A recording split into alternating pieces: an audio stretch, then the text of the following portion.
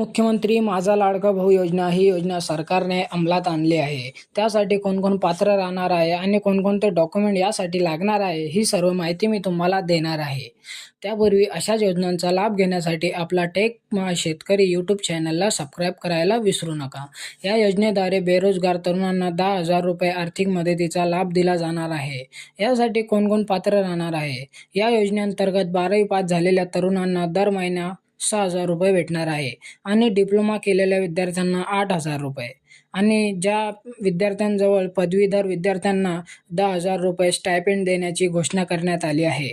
रहिवासी हा मूळ राज्यातील असणं गरजेचं आहे. यासाठी आता कोणकोणते डॉक्युमेंट लागणार आहे? यासाठी आधार कार्ड, निवास प्रमाणपत्र, पत्त्याचा पुरावा, वय प्रमाणपत्र, चालक परवाना, शैक्षणिक पात्रता प्रमाणपत्र, मोबाईल नंबर, पासपोर्ट आकाराचा फोटो आणि बँक खाते